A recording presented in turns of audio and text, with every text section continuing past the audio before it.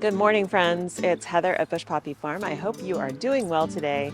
It is a gorgeous, foggy morning here at the farm, which is a rare thing for us this far east from the Bay Area in July. And so I am taking full advantage of this day because tomorrow we're going to be back up in the upper 90s. It's going to be another 3 to 4 day heat wave.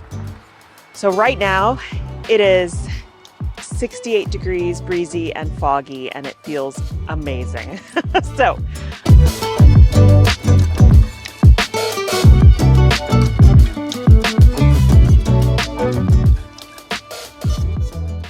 we have harvesting to do. And then I'm going to come back out with the kids a little later and try to get those sunflowers transplanted. We have some string trimming and other things to do, and so I'm hoping that we can get all that done together. But this morning we're going to harvest Lisianthus, lilies. There's a lot of Lisianthus. Probably some straw flower. I don't know, bits and pieces here and there. But I think the bouquets this week are going to be mostly Lisianthus and lily, which will be an interesting combination because the lilies are pink and white and the Lisianthus are pink and yellow. So it should be interesting. Anyway, I'm going to get started and I'll show you what I've got once I'm done. Well, the sun has come out, so even though the air temperature is still pretty cool, probably 77 degrees Fahrenheit, the sun is hot, so I'm sweaty. But I did get quite a bit harvested. I'm not going to use all these for the CSA because the bouquets would just be absolutely enormous.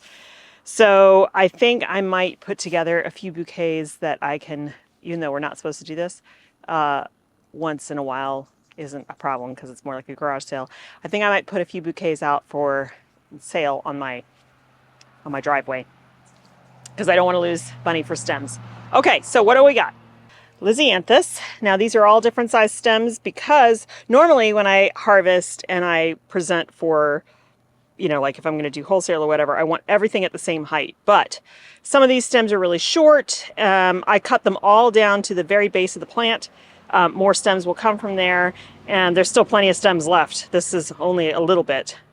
So the really tall stems can make some really good market bouquets. The shorter ones I might do mason jar arrangements. Then we have Black Knight Scabiosa.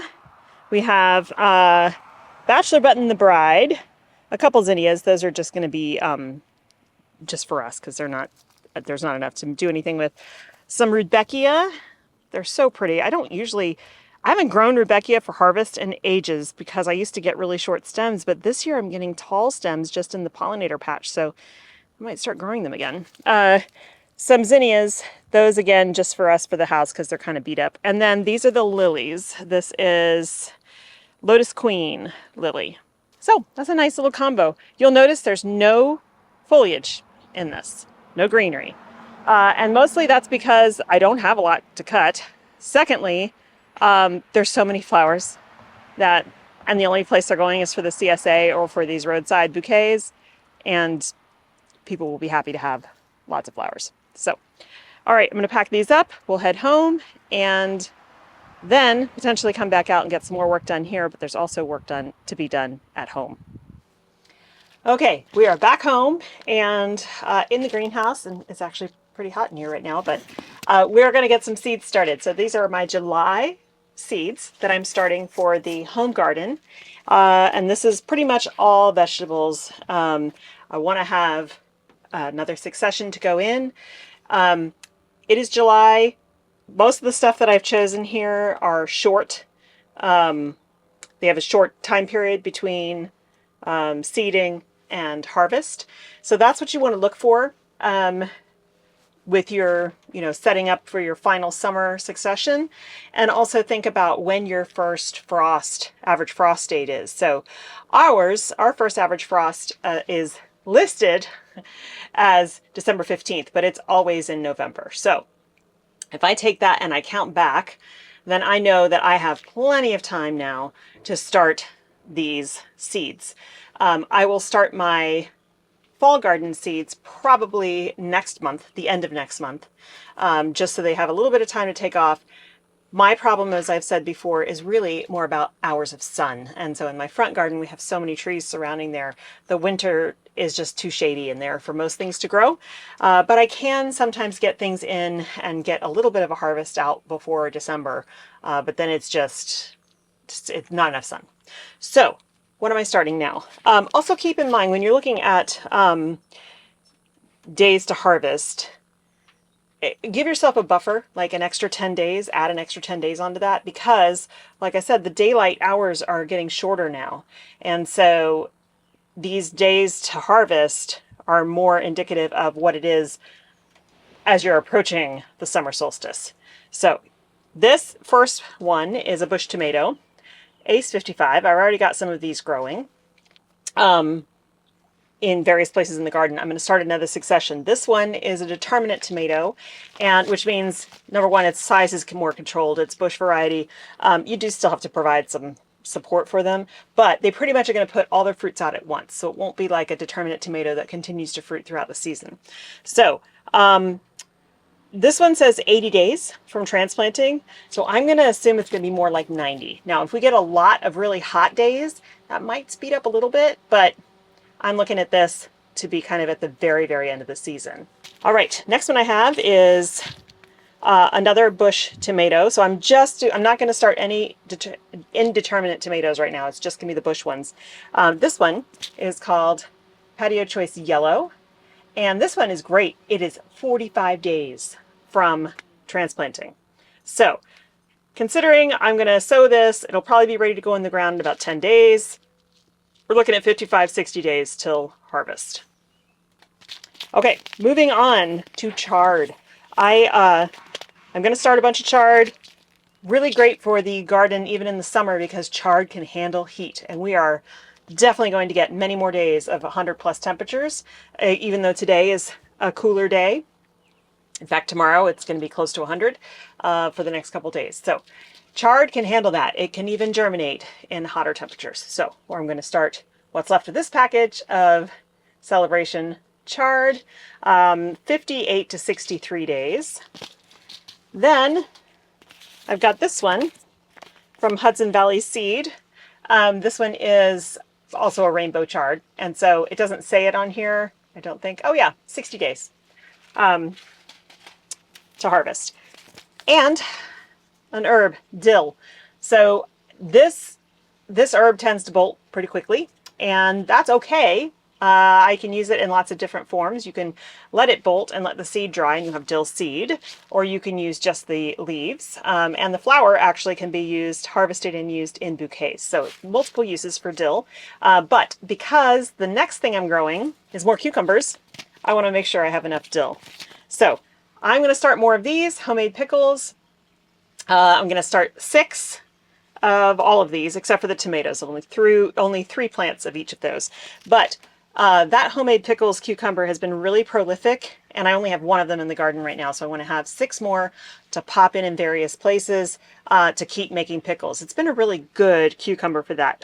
It's very tasty on its own, fresh, but it's made a really nice pickle, nice and crunchy still after it pickles.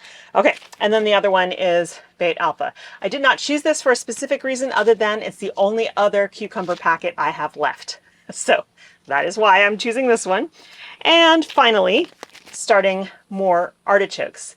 Now, these are not going to produce this year, but I want to get them in the ground soon so they have the entire fall and winter to get more established, because last year I put them in the ground late, like in the fall, and they were so small that the rats just completely ate them down to nothing. So I'm surprised that 2 of them actually survived. I still have 3 out there, but the 3rd one that got eaten the most is still very, very small.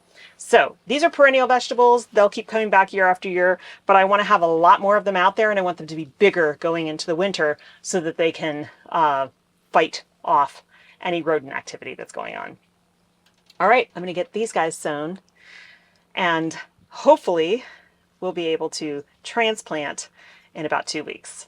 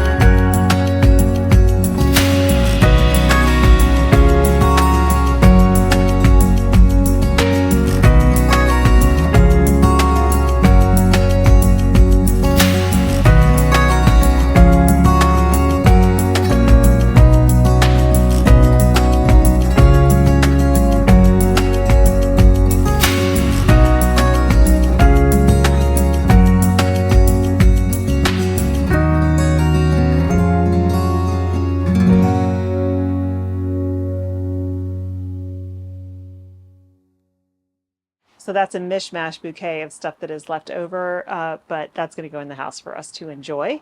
And we've got our bouquets. I have them in all different buckets because they go in different places. Some are here, some are delivered to my the landowner's house, and some go to the CSA, but I think they turn out really pretty. These colors together, I just really like. I really like this Bachelor Butt and the Bride. I may have to grow that again if I can get the seed for it. That was a specialty flower that came in a special pack, but I think they just look so pretty. So that's going to be it for me today, you guys. My 54th birthday is on Thursday, and Mike's going to be out of town, so we're going to birthday dinner tonight. So I'm going to sign off for today. I hope you guys have a wonderful time in your garden. Thanks so much for hanging out with me, and I'll see you in the next one. Bye.